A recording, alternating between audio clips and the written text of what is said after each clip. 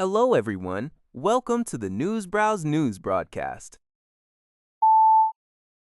According to a report by the Liberty Times, Bloomberg has revealed that Japanese Prime Minister Sanae Takaichi is unwilling to meet with Chinese President Xi Jinping during the upcoming Asia-Pacific Economic Cooperation (APEC) summit in November. Sources indicate that Takaichi's refusal stems from her deep dissatisfaction with personal attacks directed at her by Beijing. Tensions between the two nations have escalated since last November, when Takaichi made remarks regarding a Taiwan emergency, prompting China to impose tight export restrictions on critical minerals to Japan, including tungsten and rare earths. While these restrictions have forced Japanese manufacturers to deplete their inventories and seek alternative suppliers, Takaichi remains firm in her stance and has refused to retract her comments. In response to China's economic coercion, diplomatic communication between Tokyo and Beijing has virtually ground to a halt, with Beijing repeatedly ignoring meeting requests from the Japanese ambassador. Concurrently, the Group of Seven, G7, recently agreed to reduce dependency on non-G7 critical mineral sources, a move widely seen as targeting China.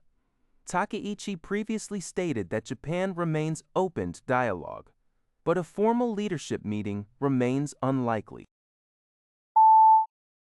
According to a report by GG Press, the Trump administration is demanding that Meta platforms accept voluntary prior government screenings of its artificial intelligence (AI) models. While these reviews are not legally mandated, Meta is reportedly the only major American AI developer that has not yet agreed to the process. Other leading AI companies in the United States, including OpenAI, Anthropic, Google, Microsoft, and Elon Musk's xAI, have already agreed to the government's prior screening requirements. In response to inquiries, a Meta spokesperson expressed support for the U.S. government's goal of maintaining leadership in the advanced AI sector. The spokesperson stated that the company expects to sign an agreement in the near future. This development highlights the growing push by the U.S. administration to establish a framework for oversight of advanced AI technologies, even as formal regulations remain voluntary. According to GG Press, Japan's Ministry of Economy, Trade and Industry has teamed up with the International Atomic Energy Agency, IAEA, to cooperate on the development and promotion of small modular reactors, SMR. Industry Minister Ret Takezawa and IAEA Director General Rafael Grossi signed a memorandum of cooperation during their meeting in Tokyo. Under the agreement, Japan will leverage the extensive safety expertise accumulated by its domestic nuclear industry to support countries considering the adoption of SMRs. This support will include assistance in developing necessary regulatory and physical infrastructure, as well as fostering specialized human resources. SMRs are designed to be smaller than conventional reactors, featuring simplified systems and advanced passive safety mechanisms. Minister Akazawa expressed plans to promote SMR deployment domestically within Japan as well, while Director General Grossi emphasized that this memorandum represents a significant step forward for the global evolution of the nuclear industry.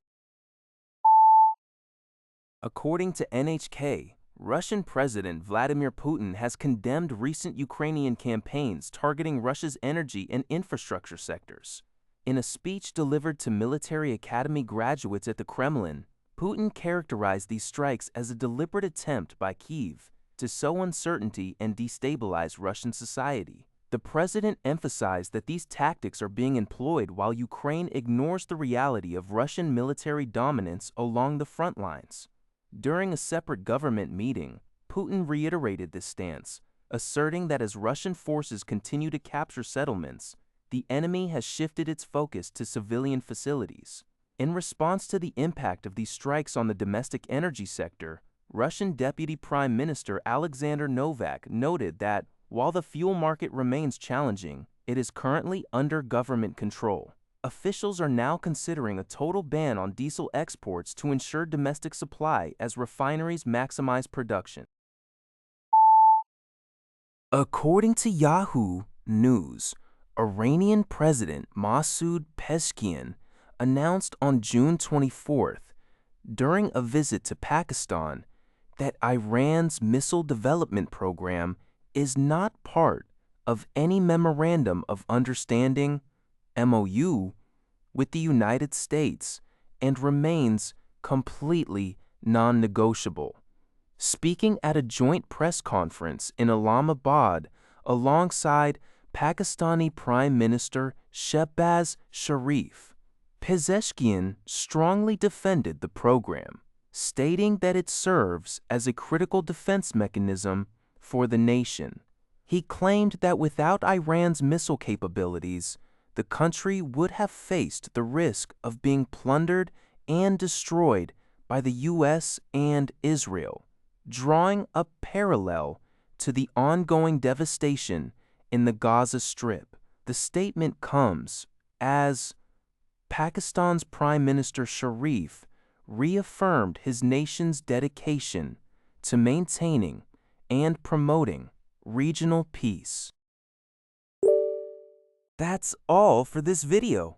Thank you for watching. See you in the next video.